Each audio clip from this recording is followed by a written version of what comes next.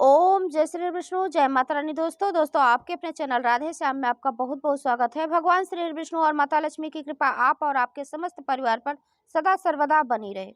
आज की वीडियो में दिवाली पूजा और काजल कैसे पारा जाता है और झाड़ू की पूजा कैसे की जाती है और साथ ही हम माता लक्ष्मी और श्री गणेश जी के साथ भगवान विष्णु की पूजा कैसे करें जिससे स्थायी रूप से हमारे घर पर माता लक्ष्मी का वास हो और माता लक्ष्मी की कृपा हमारे ऊपर सालों साल बरसती रहे। इसके लिए धन पोटली कैसे बनाते हैं यह भी विधि बताएंगे, यानी आपको एक ही वीडियो में सारी जानकारी मिल जाएगी। तो दोस्तों वीडियो बहुत ही महत्वपूर्ण होने वाला है, अंत तक जरूर देखिए। यदि वीडियो अच्छा लगा तो लाइक करें, शेयर करें और चैनल को सब्सक्राइब जरूर करें इसी तरह का वीडियो देखने के लिए। तो देखिए, जिस स्थान पर हम माता लक्ष्मी की पूजा करते हैं वहाँ पहले हम थोड़ा सा गंगा जल से उस जगह को शुद्ध कर लेते हैं, यानी वहाँ चौका लगा लेते हैं या सिर्फ गंगा जल छिड़क सकते हैं। उस स्थान को शुद्ध कर ले, फिर इसके बाद पूजा करें। देखिए, पहले लोग गाय के गोबर से लीप लेते थे, चौका पूज लेते थे, फिर इसके बाद ही वह पूजन करते थे। और अब ये पॉसिबल नहीं है क्योंकि हम लोग गांव में नहीं रहते हैं, शहरों में रहते हैं, वहाँ पक्की ज़मीनें हैं, फ्लैट में रहते हैं, तो हम गाय के गोबर से नहीं लीप सकते। इसलिए हम गंगा जल से लीप कर उस जगह को शुद्ध करेंगे। फिर उसके ऊपर हम चौकी या पाटा रखेंगे, लाल वस्त्र बिछाएंगे और चावल का आसन देते हुए माता लक्ष्मी को वहाँ विराजमान करेंगे। और इस तरह से आप मूर्ति भी ले सकते हैं, प्रतिमा ले सकते हैं या फिर कैलेंडर आता है वह भी ले सकते हैं। फिर ऐसे कुछ फूलों की माला से आप सजा सकते हैं ऊपर से। और फिर इसके बाद अष्टदल कमल बनाएंगे कलश स्थापना के लिए। तो ये देखिए, कलश स्थापना के लिए अष्टदल कमल बन चुका है। और अब हम कलश के लोटे को भी सजा लेंगे, यानी अपने कलश को सजा लेंगे। तो देखिए, हमने स्वास्तिक यहाँ भी बना लिया है, रोली से ही बनाया है। तो इस प्रकार से रोली, चंदन, हल्दी से भी आप बना सकते हैं। इस प्रकार से स्वास्तिक इसलिए बना दिया है कि बाद में दिक्कत ना हो, तो हम पहले ही स्वास्तिक बना लिए, कंठ पर मौली बांध लिए। फिर इसके बाद हम थोड़ा सा अक्षत लेंगे, फूल लेंगे और 1 रुपए का सिक्का लेंगे और साथ ही हरी इलायची, लौंग लेंगे और एक सुपारी, एक हल्दी का गांठ। यह चीज़ें कलश में डालेंगे। फिर थोड़ा सा गंगा जल डालेंगे। फिर इसके बाद हम कंठ तक जल से भर देंगे। तो ये देखिए, शुद्ध जल से हमने भर दिया है और हम अष्टदल कमल के ऊपर वहाँ विराजमान कर दिए। और इस प्रकार से हमने आम का पल्लू लिया है और उस पल्लों में देखिए हमने ऐसे टीका कर लिया है रोली से। फिर इसके बाद पूर्ण पात्र रखेंगे, उसके ऊपर हम नारियल रखेंगे। नारियल का मुख आपकी तरफ होना चाहिए और इस प्रकार से हम थोड़े सा चावल की ढेरी करेंगे, फिर 2 बत्तियां मिलाएंगे, दोनों को एक साथ करके फिर ऐसे हम दीपक प्रज्वलित करेंगे। तो आप घी का या तो तिल का तेल का भी दीपक प्रज्वलित कर सकते हैं।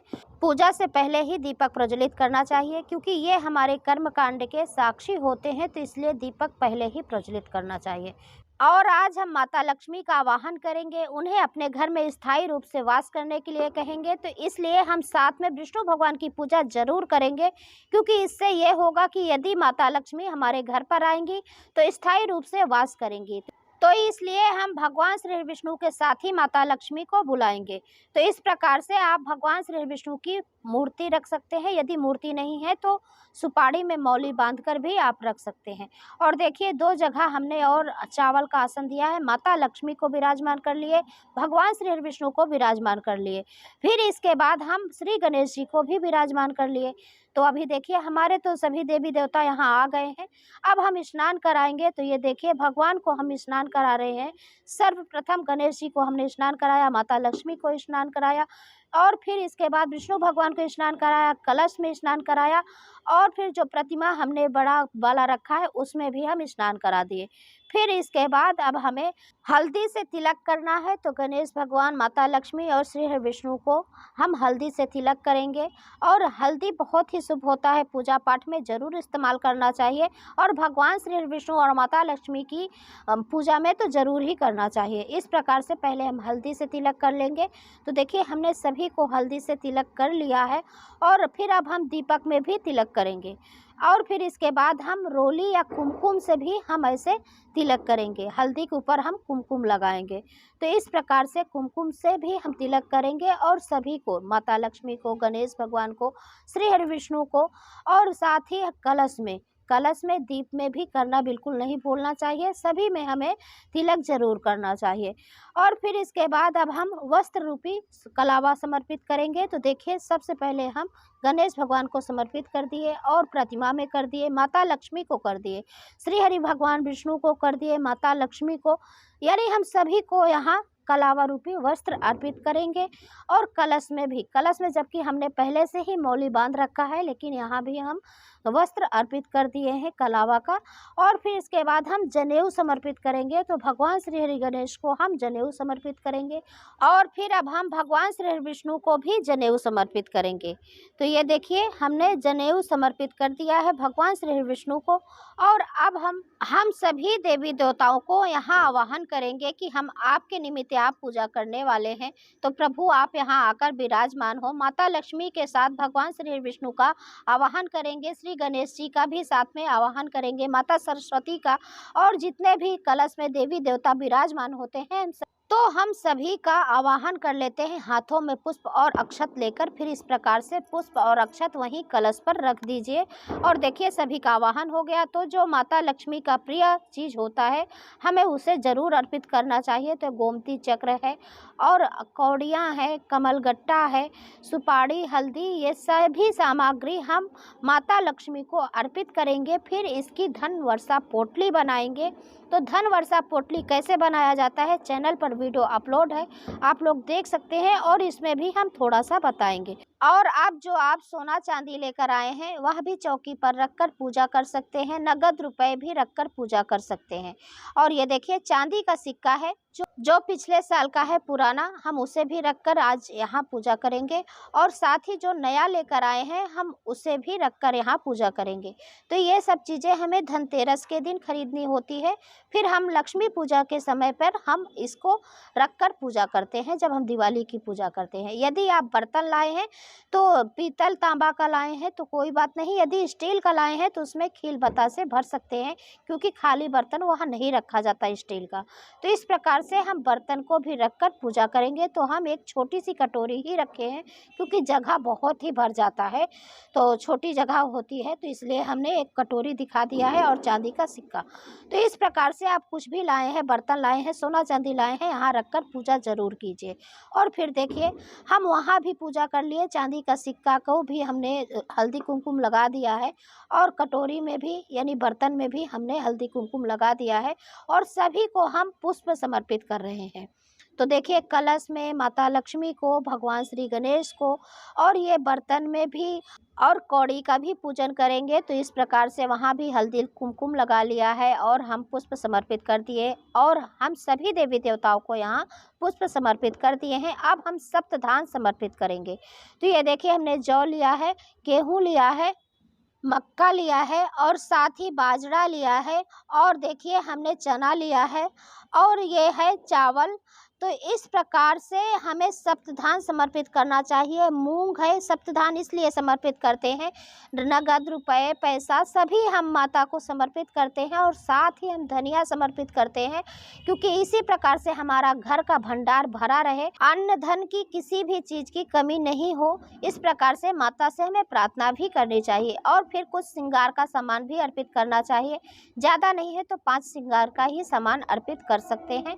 और देखिए, फिर मिठाइयों का हम भोग लगाएंगे। तो श्री गणेश जी को हम भोग लगा रहे हैं, माता लक्ष्मी को हम भोग लगा रहे हैं। बहुत ही प्रेम पूर्वक अपने हाथों से हम माता को भोग लगाएंगे। और देखिए, कलश में भी हम भोग लगाएंगे। और इस प्रकार से सभी को हम छुआ कर वहीं प्लेट पर रख देंगे और माता लक्ष्मी को भोग लगाएंगे, श्री गणेश जी को, सरस्वती माता को, यानी सभी को हम बहुत ही प्रेम पूर्वक भोग लगाएंगे, अपने हाथों से खिलाएंगे। इस प्रकार से भोग लगाया जाता है। और फिर जल की आचमनी जरूर करें और हाथ जोड़कर प्रार्थना करें। भोग लगाने के लिए निवेदन करना चाहिए। तो इस प्रकार से देखिए, जल से आचमनी करना चाहिए, यानी जल घुमाना चाहिए 3 बार, या तो 1 बार भी आप घुमा सकते हैं। इस प्रकार से आप जल जरूर घुमाइए। और फिर इसके बाद माता को भोग स्वीकार करने के लिए निवेदन कीजिए। और इस प्रकार से हमें कुछ फल का का भी भोग लगाना चाहिए। तो आप कुछ भी फल यानी 4, 5, 1 कुछ भी फल लगा सकते हैं, क्योंकि मिठाइयों का अच्छे से हम भोग लगाएं। खील बतासों का यहाँ बहुत ही महत्व होता है, तो खील बतासे का भी भोग हम जरूर लगाएंगे। लेकिन उससे पहले ये देखिए, ऐसे कमल खिलाकर हम माता लक्ष्मी को कमल का पुष्प जरूर अर्पित करेंगे। कमल का पुष्प हमेशा बंद ही आता है, तो उसे अपने हाथों से ही खिलाना होता है। तो ऐसे खिलाकर फिर चढ़ाएं। माता लक्ष्मी की प्रिय वस्तुएं इस दिन जरूर चढ़ानी चाहिए। दीपावली की पूजा बहुत ही भव्य पूजा होती है, तो साल में एक बार हम लोग करते हैं, बहुत ही विधि विधान से पूजा करते हैं। और देखिए, जिनके पास यदि सामग्री नहीं है तो वो लोग भी चिंता ना करें, जो है वही भाव रूप से उन्हें अर्पित करना चाहिए। और देखिए, धूप दिखाकर अब हम दीप से आरती करेंगे। तो और हम खील बतासे का भोग भी नहीं लगाए थे, तो ये देखिए खील बतासे का भोग लगा दिए और खीलों से हमने वर्षा कर दी। जो धान का लावा होता है उससे ऐसे दोनों हाथ में रखकर आप ऐसे माता लक्ष्मी और श्री भगवान गणेश के ऊपर ऐसे वर्षा करेंगे। इसी प्रकार से माता लक्ष्मी हमारे घर में धन की वर्षा करें, यही कामना करते हुए माता लक्ष्मी के ऊपर जरूर वर्षा करें। और देखिए, शहद और पान का हम बहुत ही स्पेशल भोग लगाएंगे माता लक्ष्मी को। तो ये देखिए, माता लक्ष्मी को यह बहुत ही प्रिय है, तो इसलिए हम यह भी भोग लगाएंगे। और ये देखिए, हमने थाली सजा ली और हम 7 दियों से आरती करेंगे। इस दिन दियों का भी बहुत महत्व है, तो जितना हो सके आप सजाकर इस प्रकार से आरती करें। तो देखिए, 5 या 7 से आरती करनी चाहिए। आप 1 से भी कर सकते हैं, 2 से भी कर सकते हैं, लेकिन मैंने पहले ही कहा, दिवाली पूजा बहुत ही भव्य पूजा है, तो माता लक्ष्मी को हम हर तरह से प्रसन्न करते हैं। तो इस प्रकार से हम 5 या 7 दियों से आरती करेंगे। बहुत ही प्रेम पूर्वक आरती करेंगे भगवान श्री हरि विष्णु की, गणेश जी की और माता लक्ष्मी की। यदि आपके पास समय है, आपको आरती आती है, तो सभी की आरती कर सकते हैं गाकर।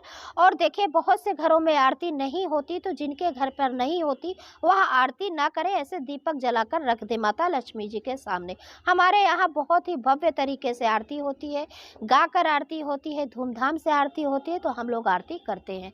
और देखिए, फिर आचमनी करें, माता लक्ष्मी को आरती दें। और फिर देखिए, इसी में हम यह भी बताएंगे कि काजल कैसे पारा जाता है। बहुत से लोग उसमें साथ में ही पार लेते हैं, बहुत से लोग अलग से ही पारते हैं। बोलते हैं कि यह काजल जब हम पारते हैं तो कोई देखे ना, तो इसलिए अलग जगह पर हम ऐसे घंटी परवा आता है तो उसमें पारा जाता है। लेकिन मैं आपको दिखाने के लिए एक ऐसे दिया में ही पार कर दिखा दी। और दिवाली की रात जो काजल पारा जाता है, उसे लगाने से बच्चों को नज़र नहीं लगती, तो यह ज़रूर लगाएं और सभी लोग को लगाना चाहिए। क्योंकि नानी दादी हमारी पहले कहते थी कि यदि काजल नहीं लगाएंगे दिवाली के दिन तो छछूंदर का अगला जन्म मिलेगा, तो इसलिए हम लोग तो डर के मारे काजल लगाते थे। तो जरूर लगाएं। और फिर चौकी पर दक्षिणा समर्पित करनी चाहिए, हाथ जोड़कर प्रार्थना करनी चाहिए, क्षमा प्रार्थना जरूर करें। और देखिए, झाड़ू पूजा भी हम बता देते हैं कि झाड़ू पूजा कैसे किया जाता है। तो झाड़ू पूजा के लिए आपको पहले कच्चा सूत्र लेना चाहिए और दोनों झाड़ू में आप बांध सकते हैं, या फिर आप फूल वाला झाड़ू लाए हैं या सीख वाला कोई भी झाड़ू लाए हैं तो उसमें ऐसे बांध लीजिए कच्चा सूत्र। और फिर इसके बाद आप चौकी पर रख सकते हैं, यानी जब माता लक्ष्मी की हम पूजा करते हैं तो वहीं बगल में हम रख सकते हैं, लेकिन हमारे यहाँ जगह कम थी तो इसलिए हमने अलग से ही आपको दिखाया है।